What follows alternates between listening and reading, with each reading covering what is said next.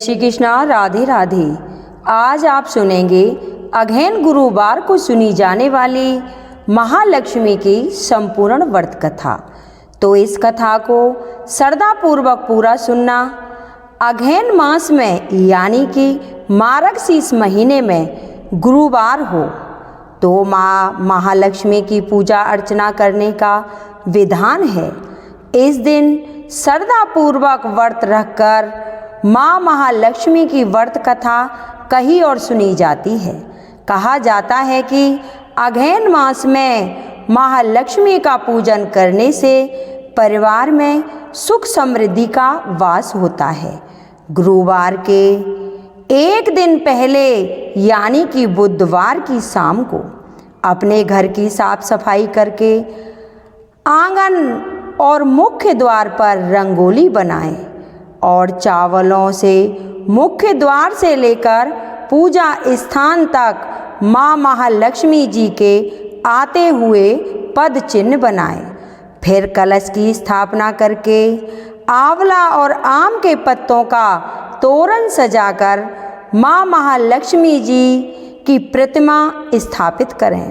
कटोरी में धान रखकर दीपक जलाएं और माँ महालक्ष्मी का आह्वान करके उन्हें अपने घर पर आमंत्रित करें। फिर दूसरे दिन गुरुवार को सूर्य उदय से पूर्व स्नान करके व्रत रखने का संकल्प लें। मुख्य द्वार पर एक दीपक जलाएं और फिर घर के मंदिर में जहाँ पर भी आपने माँ महालक्ष्मी जी की स्थापना की है वहाँ पर घी का दीपक जलाकर श्रद्धापूर्वक व्रत कथा सुने। इस दिन एक कथा माँ महालक्ष्मी की सुनी जाती है और एक कथा गुरुवार की भी सुनी जाती है। इससे माँ महालक्ष्मी और श्री हरि विष्णु दोनों की पूजा अर्चना हो जाती है। भगवान श्री हरि विष्णु और माँ महालक्ष्मी माता के साथ साथ इस दिन तुलसी माता की पूजा भी अवश्य करनी चाहिए। कहा जाता है कि पूरे अगहन मास में या फिर गुरुवार के दिन एक साथ इनकी पूजा अर्चना करने से और अन्न धन का दान करने से लक्ष्मी जी खुश होती है, जिससे कि वो हमारे घर में स्थापित हो जाती हैं और हमें पूरे साल आर्थिक तंगी का सामना नहीं करना पड़ता। इस तरह श्रद्धापूर्वक लक्ष्मी जी की पूजा करने से सुख समृद्धि और ऐश्वर्य की प्राप्ति होती है। साथ ही मन की हर इच्छा पूरी होती है। पद्म पुराण में यह व्रत ग्रस्त जनों के लिए बताया गया है। इस पूजा को पति पत्नी मिलकर करें तो और भी शुभ फल की प्राप्ति मिलती है। पूजा के बाद व्रत कथा सुनते हैं। व्रत कथा को पढ़ते या सुनते समय बनाई रखनी चाहिए। चलिए व्रत कथा शुरू करते हैं। कथा शुरू करने से पहले कमेंट बॉक्स में जय माँ लक्ष्मी की, जय हो विष्णु भगवान की अवश्य लिखें। बोलो माँ महालक्ष्मी की जय। प्राचीन समय की बात है कि एक गांव में एक ब्राह्मण रहता था। वह ब्राह्मण नियम अनुसार भगवान विष्णु का पूजन प्रतिदिन करता था। उसकी भक्ति से प्रसन्न होकर भगवान विष्णु ने उसे दर्शन दिए और इच्छा अनुसार वरदान देने का वचन दिया। तब ब्राह्मण ने माता लक्ष्मी का वास अपने घर में होने का वरदान मांगा। ब्राह्मण के ऐसे कहने पर भगवान विष्णु ने कहा, यहाँ मंदिर में प्रतिदिन एक स्त्री आती है और वह यहाँ गोबर के उपले थापती है। वह माता लक्ष्मी है। तुम उन्हें अपने घर में आमंत्रित करो। देवी लक्ष्मी के चरण तुम्हारे घर में पड़ने से तुम्हारा घर धन धान्य से भर जाएगा। ऐसा कहकर भगवान विष्णु वहाँ से अदृश्य हो गए। अब दूसरे दिन सुबह से ही ब्राह्मण देवी लक्ष्मी के इंतजार में मंदिर के सामने बैठ गया। जब उन्होंने लक्ष्मी जी को गोबर के उपले थापते हुए देखा तो उसने उन्हें अपने घर पर पधारने का आग्रह किया। ब्राह्मण की बात सुनकर लक्ष्मी जी समझ गईं कि यह बात ब्राह्मण को विष्णु जी ने ही कही है, तो उन्होंने ब्राह्मण को महालक्ष्मी व्रत करने की सलाह दी। लक्ष्मी जी ने ब्राह्मण से कहा कि तुम 16 दिनों तक महालक्ष्मी व्रत करो और व्रत के आखिरी दिन चंद्रमा का पूजन करके अर्घ देना, ये से तुम्हारा व्रत पूर्ण हो जाएगा। ब्राह्मण ने भी माँ महालक्ष्मी के कहे अनुसार व्रत किया और देवी लक्ष्मी ने भी उसकी मनोकामनाएं पूर्ण की। उसी दिन से यह व्रत श्रद्धा से किया जाता है। माँ महालक्ष्मी का व्रत करने से इंसान के जीवन में कभी भी आर्थिक तंगी नहीं आती है, उसके घर धन धान्य से भर जाता है और सुख समृद्धि का सदा सदा के लिए वास होता है। बोलो माँ महालक्ष्मी की जय। हे माँ लक्ष्मी, जैसे आपने निर्धन ब्राह्मण की सुनी और उस पर कृपा करी, वैसे ही जो मेरी ये व्रत कथा सुने, हुंकारा भरे, उनकी सभी मनोकामना पूर्ण करना। बोलो महालक्ष्मी की जय। अब सुनेंगे विष्णु भगवान की कथा। बोलिए विष्णु भगवान की जय। प्राचीन काल की बात है कि एक प्रतापी और दानी राजा राज किया करता था। वह नित्य गरीबों और ब्राह्मणों की सहायता करता था। यह बात उसकी रानी को अच्छी नहीं लगती थी। वह ना ही गरीबों को दान देती, ना ही भगवान का पूजन करती थी और ना राजा को भी दान देने से वह मना किया करती थी। एक दिन राजा शिकार खेलने वन को गए हुए थे तो रानी महल में अकेली थी। उसी समय बृहस्पति देव साधु वेश में राजा के महल में भिक्षा के लिए आ गए और भिक्षा मांगी। रानी ने भिक्षा देने से इनकार कर दिया और कहा, हे साधु महाराज, मैं तो दान पुण्य से तंग आ गई हूँ। मेरा पति सारा धन लुटाते रहते हैं। मेरी इच्छा है कि हमारा धन नष्ट हो जाए, फिर ना रहेगा बांस और ना बजेगी बांसुरी। साधु ने कहा, हे देवी, तुम तो बड़ी विचित्र हो। धन और संतान तो सभी चाहते हैं, पुत्र और लक्ष्मी तो पापी के घर भी होनी चाहिए। यदि तुम्हारे पास अधिक धन है तो भूखों को भोजन कराओ, प्यासों के लिए प्याऊ बनवाओ, मुसाफिरों के लिए धर्मशाला खुलवाओ। जो निर्धन अपनी कंवारी कन्याओं का विवाह नहीं कर सकते, उनका विवाह करा दो। ऐसा और कई काम भी हैं जिनके करने से तुम्हारा यश लोक परलोक में फैलेगा। परंतु रानी पर उस उपदेश का कोई भी प्रभाव नहीं पड़ा। वह बोली, महाराज, आप मुझे कुछ ना समझाइए। मैं ऐसा धन नहीं चाहती जो हर जगह बांटती फिरूं। साधु ने उत्तर दिया, यदि तुम्हारी ऐसी इच्छा है तो तथा अस्तु। तुम ऐसा करना कि बृहस्पतिवार को घर लीपकर पीली मिट्टी से अपना सिर धोकर स्नान करना, भट्टी चढ़ाकर कपड़े धोना। ऐसा करने से आपका सारा धन नष्ट हो जाएगा। इतना कहकर वह साधु महाराज वहाँ से अलोप हो गए। साधु के अनुसार कई बातों को पूरा करते हुए रानी को केवल 3 बृहस्पतिवार ही बीते थे कि उसकी समस्त धन संपत्ति नष्ट हो गई। भोजन के लिए राजा का परिवार तरसने लगा। तब एक दिन राजा ने रानी से कहा कि हे रानी, तुम यहीं रहो, मैं दूसरे देश को जाता हूँ, क्योंकि यहाँ पर सभी लोग मुझे जानते हैं, इसलिए मैं कोई छोटा कार्य नहीं कर सकता। ऐसा कहकर राजा परदेश चला गया। वहाँ वह जंगल से लकड़ी काट कर लाता और शहर में बेचता। इस तरह वह अपना जीवन व्यतीत करने लगा। इधर राजा के परदेश जाते ही रानी और दासी दुखी रहने लगी। एक बार जब रानी और दासी को 7 दिन तक बिना भोजन के रहना पड़ा तो रानी ने अपनी दासी से कहा, हे दासी, पास ही के नगर में मेरी बहन रहती है, वह बड़ी धनवान है, तू उसके पास जा और कुछ ले आ ताकि थोड़ी बहुत गुजर बसर हो जाए।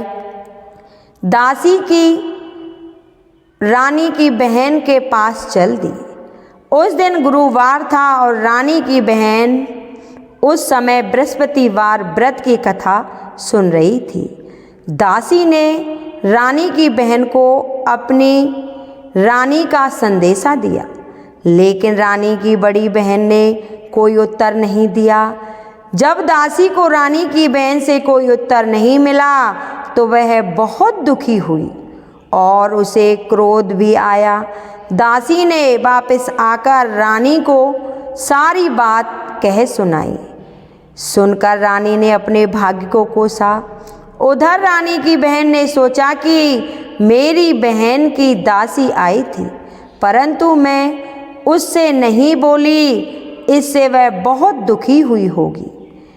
कहते हैं कथा सुनकर और पूजन समाप्त करके वह अपनी बहन के घर आई और कहने लगी, हे बहन, मैं बृहस्पतिवार का व्रत कर रही थी, तुम्हारी दासी मेरे घर आई थी, परंतु जब तक कथा होती है तब तक ना तो मैं उठती हूँ और ना ही बोलती हूँ, इसलिए मैं नहीं बोली। कहो दासी क्यों गई थी?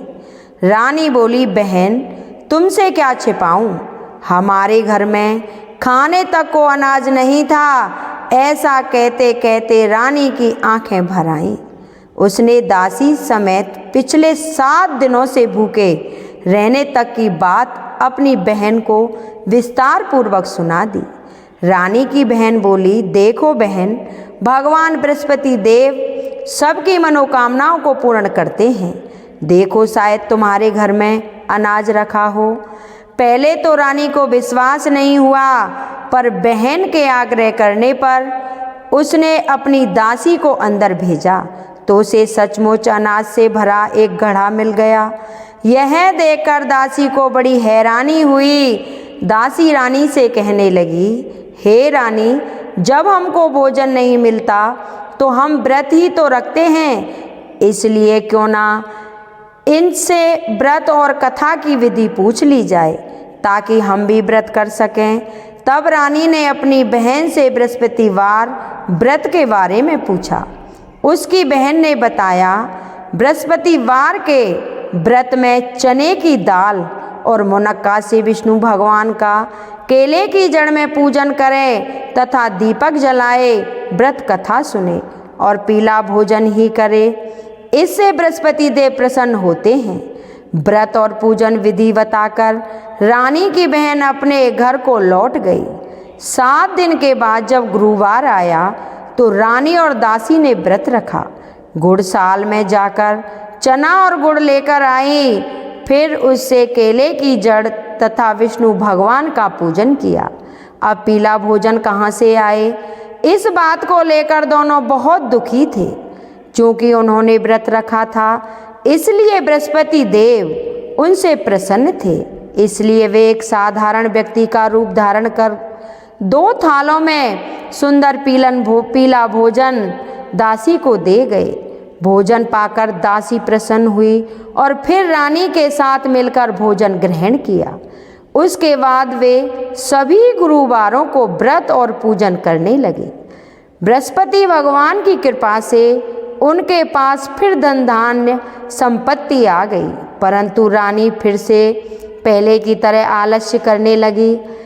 तब दासी बोली, देखो रानी, तुम पहले भी इस प्रकार आलस्य करती थी, तुम्हें धन रखने में कष्ट होता था, इस कारण सभी धन नष्ट हो गया, और अब जब भगवान बृहस्पति देव की कृपा से धन मिला है तो तुम्हें फिर से आलस्य होता है।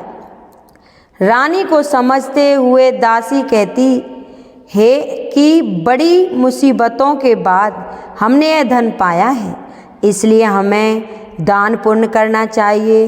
भूखे मनुष्यों को भोजन कराना चाहिए और धन को शुभ कार्यों में खर्च करना चाहिए, जिससे तुम्हारे कुल का यश बढ़ेगा, स्वर्ग की प्राप्ति होगी और पितृ प्रसन्न होंगे। दासी की बात मानकर रानी अपना धन शुभ कार्यों में खर्च करने लगी, जिससे पूरे नगर में उसका यश फैलने लगा। बृहस्पतिवार व्रत कथा के बाद तो एक दिन राजा दुखी होकर जंगल में एक पेड़ के नीचे आसन जमा कर बैठ गया। वह अपनी दशा को याद करके व्याकुल होने लगा। बृहस्पतिवार का दिन था। एकाएक उनके सामने एक निर्जन वन में एक साधु प्रकट हुआ। वह साधु वेश में स्वयं बृहस्पति देव थे। लकड़हारे के सामने आकर बोले, हे लकड़हारे, इस सुनसान जंगल में तू चिंतामग्न क्यों बैठा है?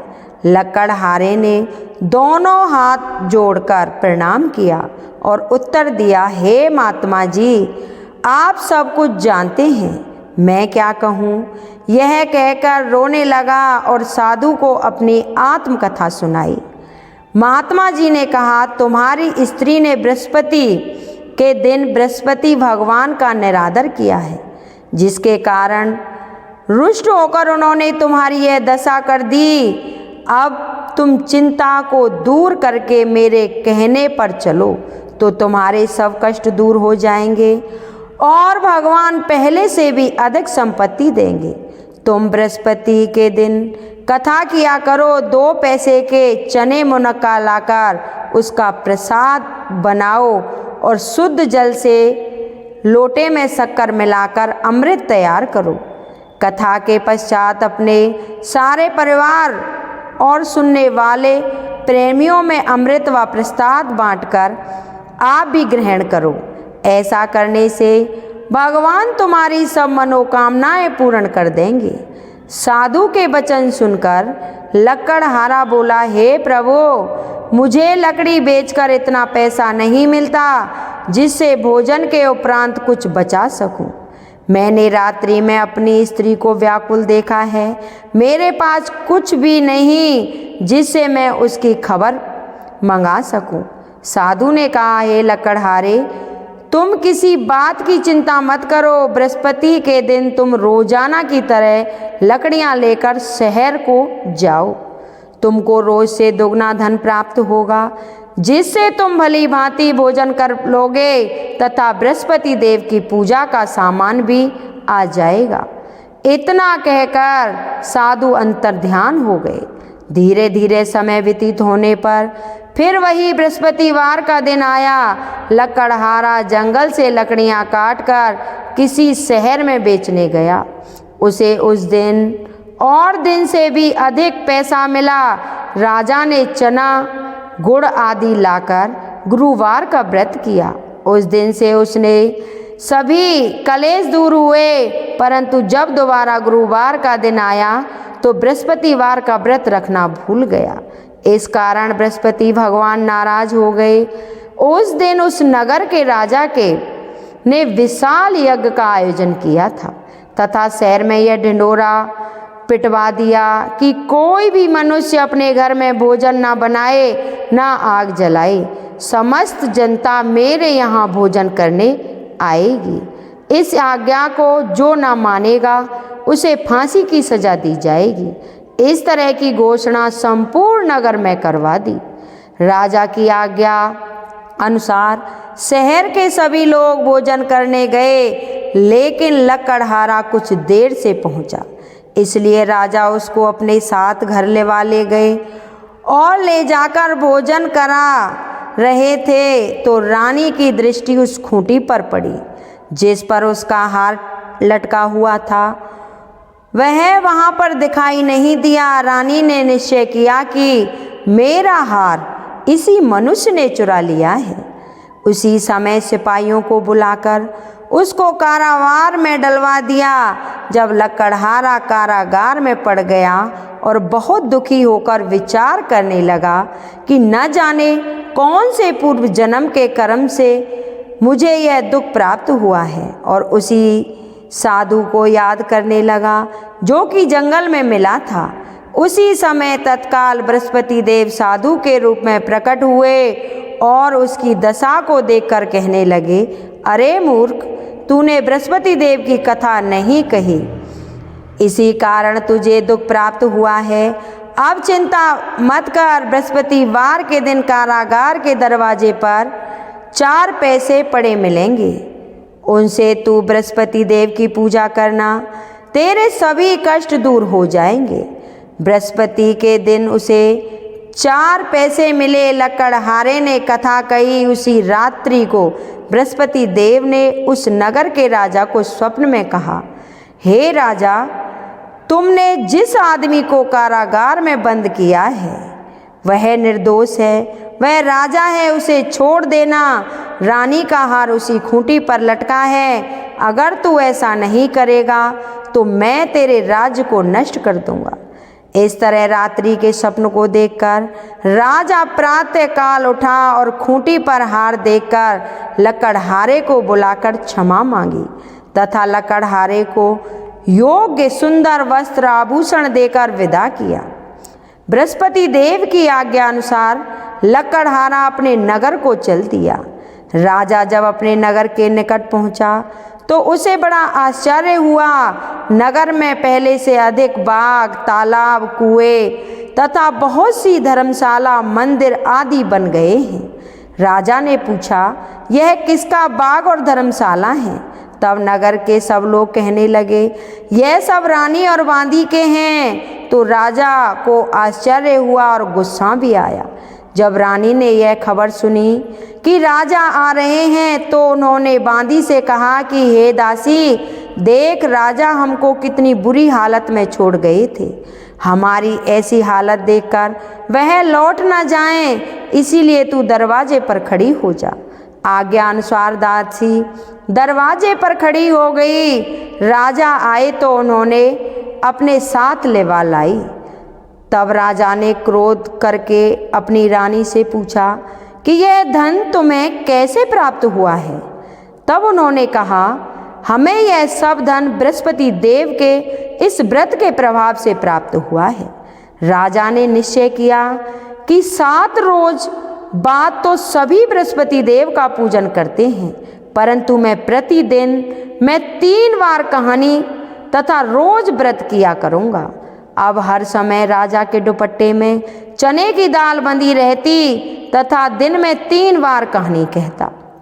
एक रोज राजा ने विचार किया कि चलो अपनी बहन के यहाँ हो आवें। इस तरह निश्चय कर राजा घोड़े पर सवार हो अपनी बहन के यहाँ को चलने लगा। मार्ग में उसने देखा कि कुछ आदमी एक मुर्दे को लिए जा रहे हैं। उन्होंने रोककर राजा कहने लगा, अरे भाइयों, मेरी बृहस्पति देव की कथा सुन लो। वे बोले, लो, हमारा तो आदमी मर गया है और इसको अपनी कथा की पड़ी है। परंतु कुछ आदमी बोले, अच्छा कहो, हम तुम्हारी कथा भी सुनेंगे। राजा ने दाल निकाली। जब कथा आदि हुई तो मुर्दा हिलने लग गया और जब कथा समाप्त हो गई तो राम राम कह करके मनुष्य उठकर खड़ा हो गया। आगे मार्ग में उसे एक किसान खेत में हल चलाता मिला। राजा ने उसे देखा और उससे बोला, अरे भैया, तुम मेरी बृहस्पतिवार की कथा सुन लो। किसान बोला, जब तक मैं तेरी कथा सुनूंगा तब तक 4 हरैया जोत लूँगा। जा अपनी कथा किसी और को सुनाना। इस तरह राजा आगे चलने लगा। राजा के हटते ही बैल पछाड़ खाकर गिर गए तथा किसान के पेट में बड़ी जोर का दर्द होने लगा। उस समय उसकी माँ रोटी लेकर आई। उसने जब यह देखा तो अपने पुत्र से वह हाल पूछा और बेटे ने सभी हाल कह दिया। तो बुढ़िया माई दौड़ी दौड़ी उस घुड़सवार के पास गई और उससे बोली कि मैं तेरी कथा सुनूंगी, तू अपनी कथा मेरे खेत पर चलकर ही सुनाना। राजा ने बुढ़िया के खेत पर जाकर कथा कही, जिसके सुनते ही वह बैल उठ खड़ा हुआ तथा किसान के पेट का दर्द भी बंद हो गया। राजा अपनी बहन के घर पहुंचा। बहन ने भाई की खूब मेहमानी की। दूसरे रोज प्रातःकाल राजा जगा तो वह देखने लगा कि सब लोग भोजन कर रहे हैं। राजा ने अपनी बहन से कहा, ऐसा कोई मनुष्य है जिसने भोजन नहीं किया हो, मेरी बृहस्पतिवार की कथा सुन ले। बहन बोली, हे भैया, यह देश ऐसा ही है कि पहले यहाँ लोग भोजन करते हैं, बाद में अन्य काम करते हैं। अगर कोई पड़ोस में हो तो मैं देख के आऊँ। वह ऐसा कहकर देखने चली गई, परंतु उसे ऐसा कोई व्यक्ति नहीं मिला जिसने भोजन ना किया हो।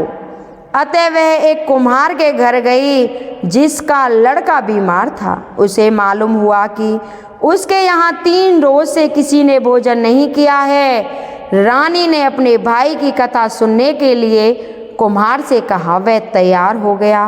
राजा ने जाकर बृहस्पतिवार की कथा कही, जिसको सुनकर उसका लड़का ठीक हो गया। अब तो राजा की प्रशंसा होने लगी।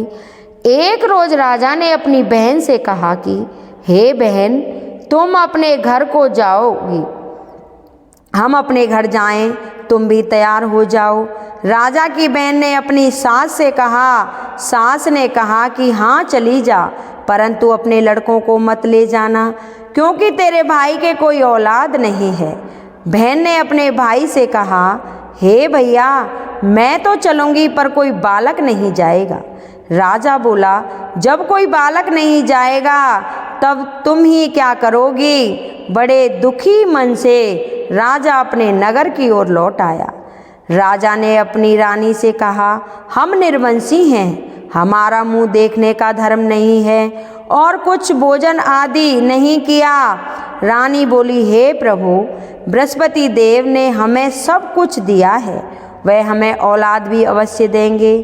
उसी रात को बृहस्पति देव ने राजा से स्वप्न में कहा, हे राजा, उठ, सभी सोच त्याग दे, तेरी रानी गर्भ से है।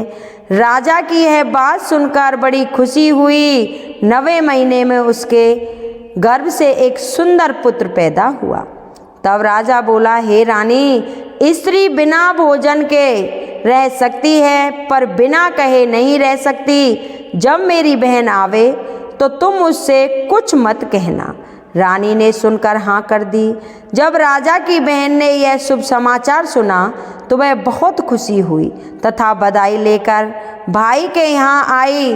तभी रानी ने कहा, घोड़ा चढ़कर तो नहीं आई, गधा चढ़ी आई हैं। राजा की बहन बोली, भाभी, मैं इस प्रकार ना कहती तो तुम्हें औलाद कैसे मिलती।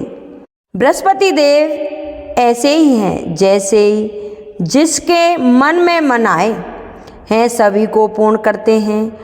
जो श्रद्धापूर्वक बृहस्पति देव की कथा सुनता है, व्रत करता है अथवा दूसरों को सुनाता है, बृहस्पति देव उसकी सभी मनोकामनाएं पूर्ण कर देते हैं। हे बृहस्पति देव, जैसे आपने उस राजा की मनोकामना पूर्ण करी, वैसे ही जो मेरी कथा सुने हुंकारा भरे उन सब की मनोकामना पूर्ण करना। बोलो बृहस्पति भगवान की जय। मेरी ये कथा आपको कैसी लगी कृपया कमेंट बॉक्स में ज़रूर बताना। बोलिए बृहस्पति भगवान की जय।